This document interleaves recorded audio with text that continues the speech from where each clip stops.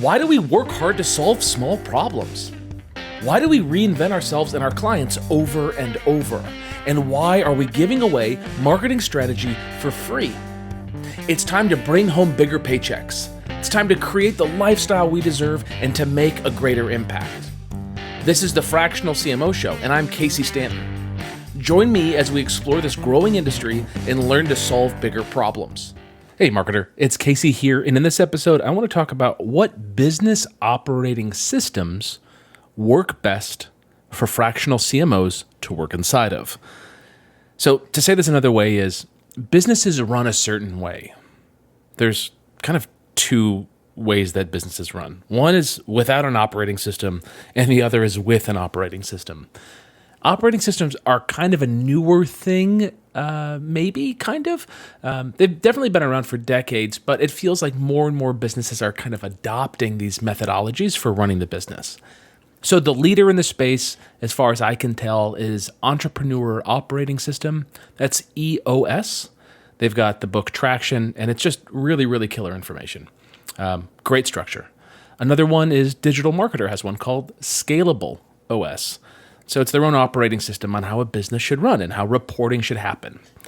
Then there's Gazelles or Scaling Up or the Rockefeller Habits. They kind of fit into the same bucket. And then you've got like OKRs, and I'm sure there's more.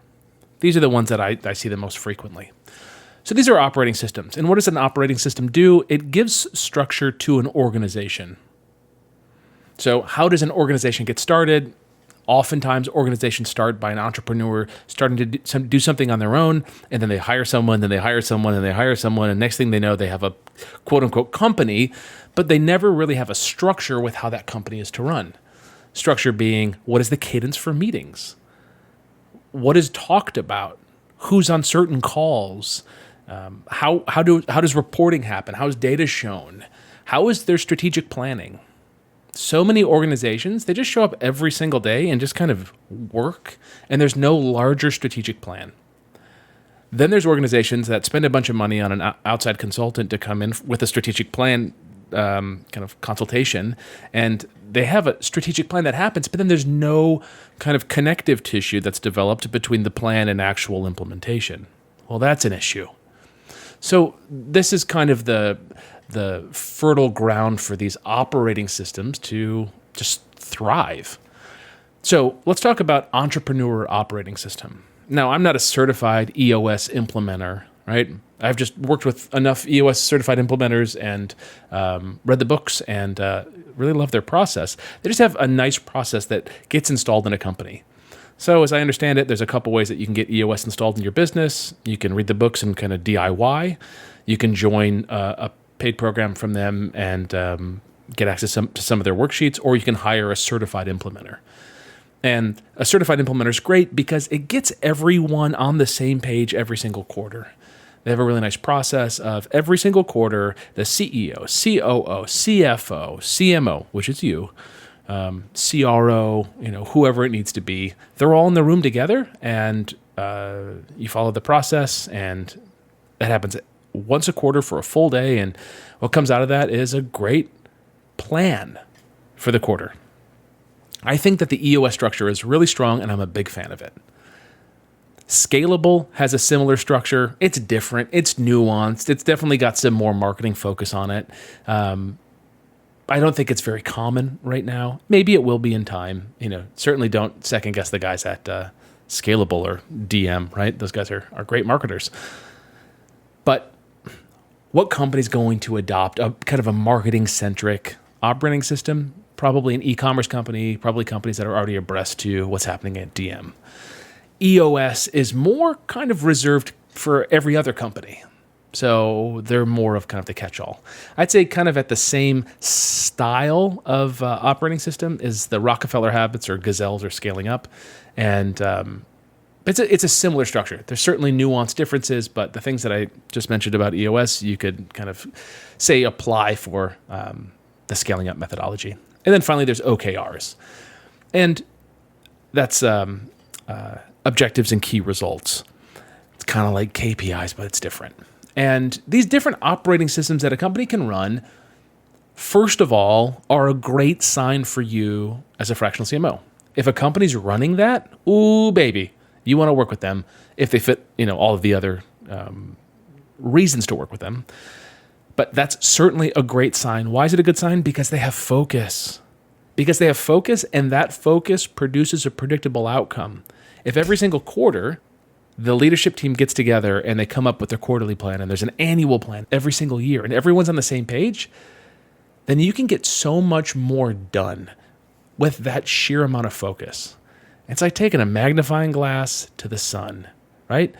When you magnify that, you're able to get a much hotter, much more concentrated amount of power. And that's what you want as the CMO. You want to step into a business as the fractional CMO, which in many ways people treat you as the CMO.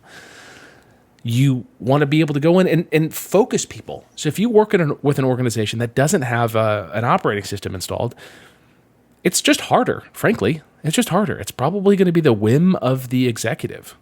So a great life hack is if you've got two clients that you're looking at working with and you've got, they both want to hire you and one's running an operating system like EOS or Scalable or Scaling Up or OKRs and the other one isn't, go with the one that is because everyone's going to be focused on what the outcome is. And what you find when these operating systems get installed in an organization is that the first quarter is messy. And it's like this prediction muscle, which is its own thing, right? I think people are generally kind of poor at predicting what an outcome is going to be. But with these operating systems, every single quarter, your prediction muscle gets stronger and stronger based on the data of the previous quarter. You say, I think we can get 100 new customers this next quarter. And the quarter wraps and you had 200. You're like, wow, didn't know we could do that. And the next quarter you say, I'm going to get us 250 new customers. And you get 100. You're like, I wonder what happened, right? And you start looking at the reality of how the business operates and the seasonality and the nuances that really matter for the actual predictable growth of the business. In the end, what do companies want from us? Predictable growth. They don't want unbelievable rapid growth overnight. Oftentimes they don't. They might say they do, but they wouldn't be able to service it. They might say, that's a champagne problem, but actually it could be a terrible problem to have. Too many sales to service, people get a poor experience, you kind of burn your reputation. It's really bad. So your clients want predictable results. And to give them predictable results, you have to have an outcome that you can actually achieve. And that outcome needs to be mutually identified. And an operating system allows for kind of the time and the structure for that to be created and achieved with. So I'm a big fan of these operating systems. And I encourage you to look at EOS, the book Traction, look at the stuff that's happening at Gazelle's, look at Scaling Up, read about OKRs, check out a webinar on Scalable, all cool stuff. But just think, there is a natural structure for these businesses. And to simplify it too, if you're kind of questioning, what is the structure like?